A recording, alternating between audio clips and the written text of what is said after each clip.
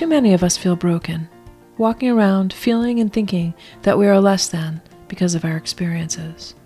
What if we changed how we saw these experiences? Welcome to Modern Lifekeeping. I'm your host, Lori Christine. We are not broken. We just think we are.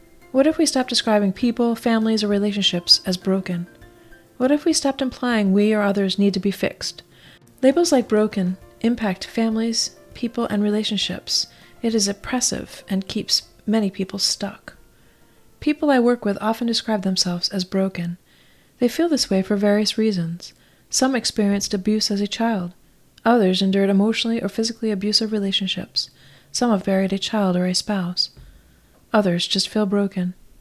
I can definitely relate to feeling broken, but I also know that my thoughts drive my feelings, and my beliefs are the foundations for my thoughts.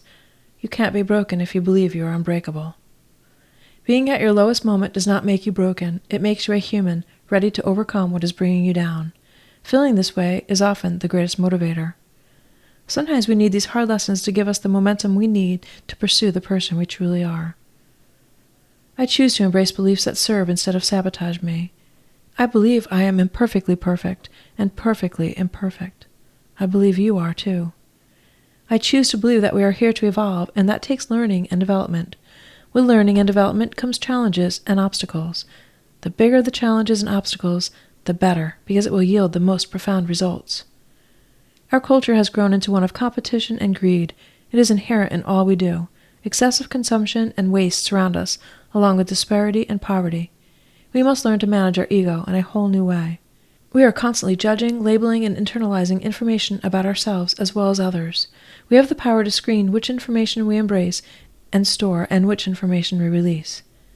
We have the ability to examine which thoughts take us down a path that leads us to feeling broken, less than, and not good enough. Do you define yourself by external accomplishments and status, fixated on more work, higher productivity, and more money? Do you describe yourself in empowering or disempowering terms? Are you a victim or a conqueror? You choose how you define yourself. You are the writer of your story.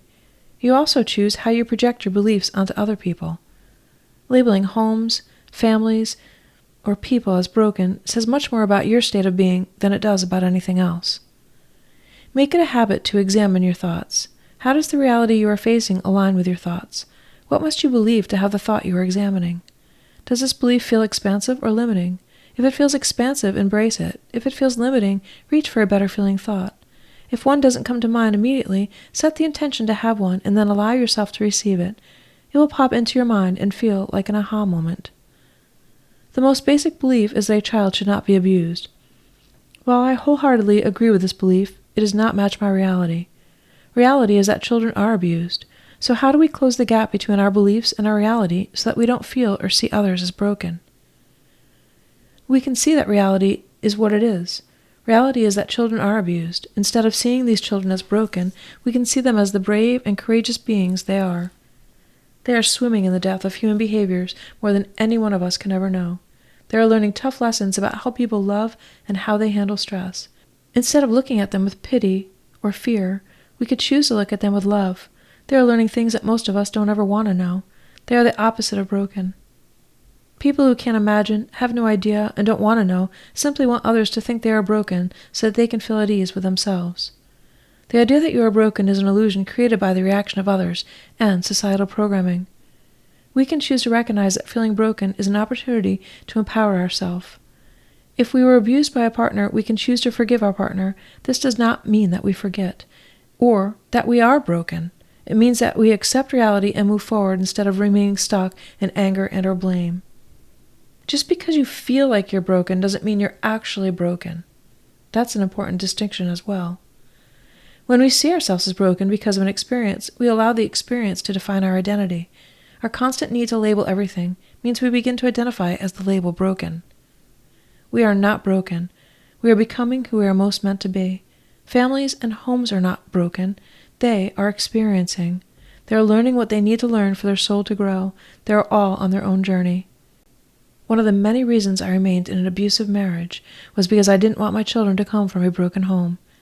This wasn't even on a conscious level. It was so programmed into my thinking that it remained below the surface. I haven't begun to speak about the many reasons women stay, or why they don't have police reports to substantiate their allegations. The number of reasons is so diverse and vast that it would be infinitely simpler just to stop judging. Thinking that families, people, and our relationships can be broken does not serve us. Believing that we are whole regardless of what happens to us does serve us. Coming from a place of wholeness prevents us from getting into toxic relationships in the first place. It helps us to have boundaries with dysfunctional family members. It reminds us that no one has the power to break us. When you feel broken, look at what belief is showing up. Recognize that it is just a belief, and beliefs can be changed. We are constantly evolving our beliefs as we live and grow in modern life. Focus on how you are showing up for yourself. Look at where you are doing great, and shine light on areas where you may improve. Shakespeare says, "All the world's a stage." What are the qualities of your main character? Focus on that identity instead of one that describes you as broken. Thank you for listening to this week's episode of Modern Life Keeping with Lori Christine, brought to you by Kira Kisses. If you think you are broken, then you will feel broken. Believe that you are perfect exactly as you are and can't be broken. Know that the words that we use to describe ourselves matter. Choose words that empower you. Be careful of how you speak about other people.